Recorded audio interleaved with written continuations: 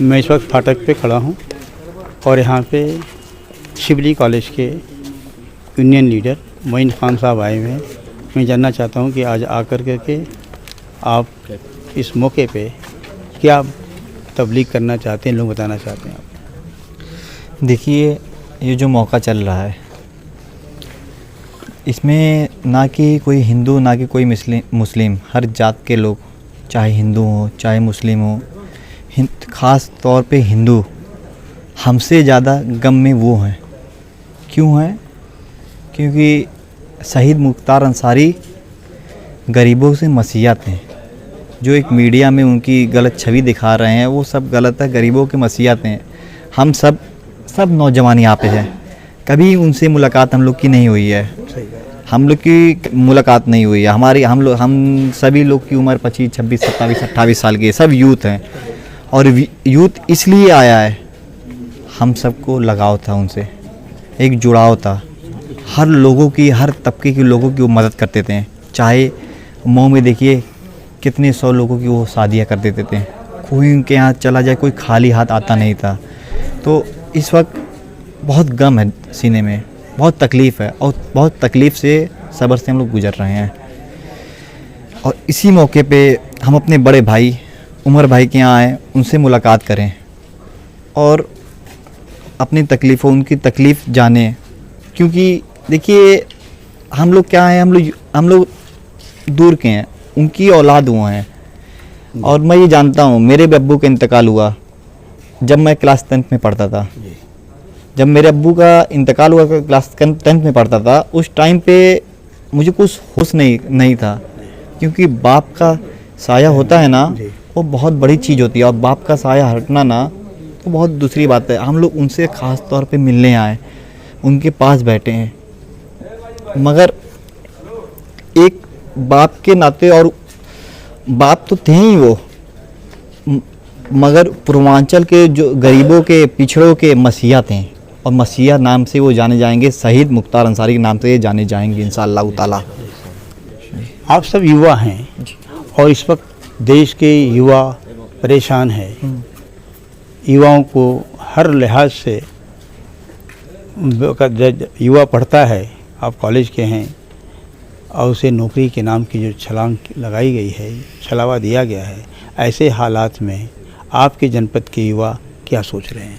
देखिए, हालात तो आप भी देख रहे हैं, आप बखूबी जानते होंगे कि देश में क्या चल रहा है। देश में नौकरी और एजुकेशन के नाम पे, हेल्थ के नाम पे, गरीबी के नाम पे, ये सब के नाम पे चुनाव ही कहाँ हो रहा है।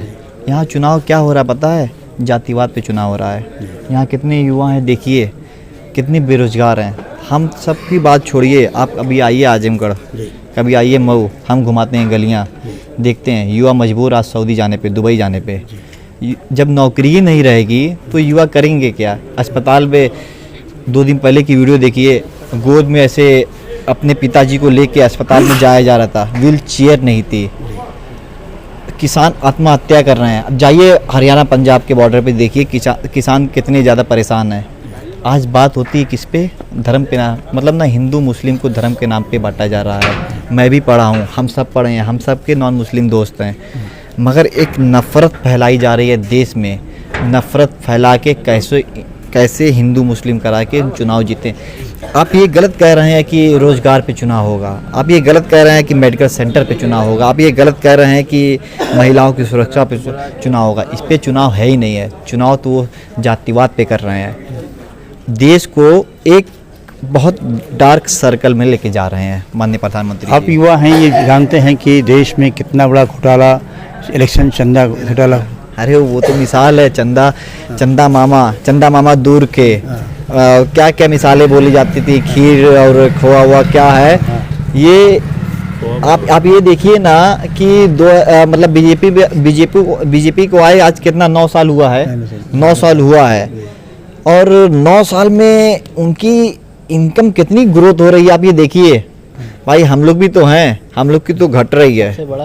हाँ, ईडी भेज रहे हैं, सीबीआई जा रही है, रेड पड़ रही है, कहीं कुछ मामला हो रहा है तो भाई धीमे से नीचे से दो, पूरा मामला तो वहाँ सुलझ जाएगा।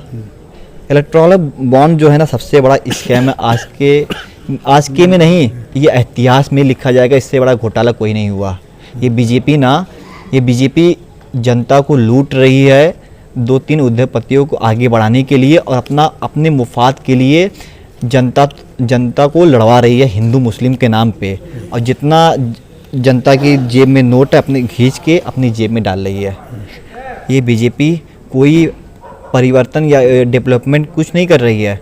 लोग बोलते हैं ना कि क्या नारा है उनका, क्या नारा है कि सबका साथ सबका विकास, सबका साथ नहीं सबका साथ अब सबको लूटना। बस यही बीजेपी का नारा यही होना चाहिए। बीजेपी को गलत नारा लगा रही है। और आप जाइए घूमिए, आपको खुद ही पता चल जाएगा बीजेपी क्या ग्राउंड पे काम की है। हमसे बात करने के भी भाई मोइन साहब ने बात किया। इस दुख घड़ी में आप आए थे और यकीनन इस देश के जो नौजवानों के हालात हैं। कांग्रेस के जिला उपाध्यक्ष हैं, मैं आपसे भी जानना चाहता हूँ। डॉक्टर हैं, अच्छा, उनसे भी पूछिए, जरूर बताएंगे, अपनी राय रखेंगे। आप अपना परिचय दीजिए। मेरा नाम डॉक्टर मोहम्मद आबिद अख्तर है। जी मैं आजमगढ़ ज़िले से युवा कांग्रेस का जिला उपाध्यक्ष हूँ। जी। आज हम सब मिल के हमारे गरीबों की मसीहा की जो शहादत हुई, जी उस गम तो बहुत बड़ा है, हम में से कोई उसको सह नहीं सकता। लेकिन इस गम की घड़ी में हम सब ने फैसला लिया कि हमारे प्यारे उमर भाई हैं, उनका कंधा मजबूत किया जाए चल के। बस उसी सिलसिले में यहाँ आए थे। सदियों में एक बार मुख्तार पैदा होता है, इसके आगे अब कोई मुख्तार नहीं पैदा होगा। सही कहा आपने कि सदियों के बाद आप। जो हमारा नाम जैद खान है। अच्छा। हम जनाब मोहन साहब के और आबिद साहब के बड़े भाई हैं एक तरफ से कह लीजिए। अच्छा। तो आप आज रात में आए हैं, इसमें आने का मकसद ये था कि देखिए हम लोग अपनी पूरी ज़िंदगी में जनाब शहीद मुख्तार अंसारी साहब से कभी भी नहीं मिले, ठीक है। लेकिन जो हमारा उनका लगाव था वो बहुत छोटे से, जब से उनके बारे में सुनते रहते थे तब से था और आज तक है। इंशाल्लाह आने वाली हमारी नस्लें भी उनके साथ लगाव में रहेंगी।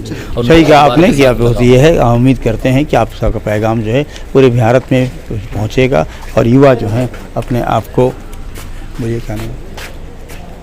मेरा नाम मोहम्मद आदिल है। हम लोग यहाँ आज देर रात में मिट्टी में तो नहीं पहुँच पाए, लेकिन ऐसा जनाजा कभी आज तक किसी ने देखा नहीं होगा। ये गरीबों के मसीहा थे।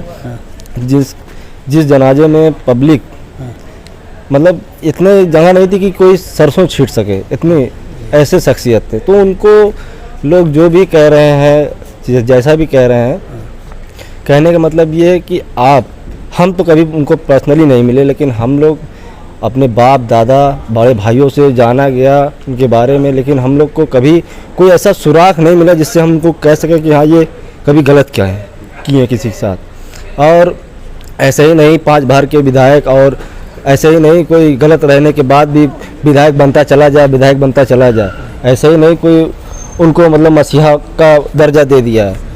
तो कोई क्वालिटी है ना, तो ऐसा मैं इसलिए कहना चाहता हूँ कि अब मैं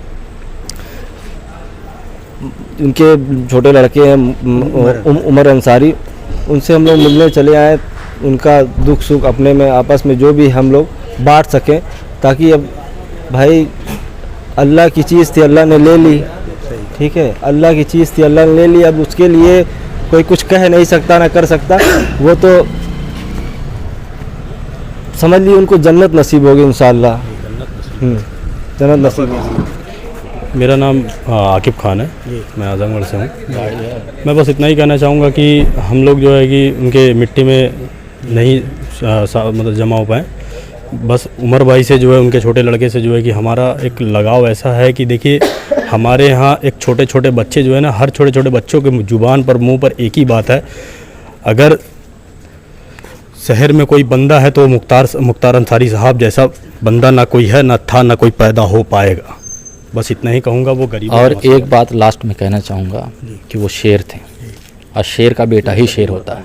हम आए थे उनको, उमर साहब को हौसला देने, लेकिन उन्होंने हमको उल्टा हौसला दे दिया और ज़िंदगी में आगे के लिए हमको वादा करा है हमारे साथ, हम सभी भाइयों के साथ, कि मैं जैसे पापा के रहने पे पापा आप लोग के ढाल बन के खड़े रहते थे, मैं खड़ा रहूँगा।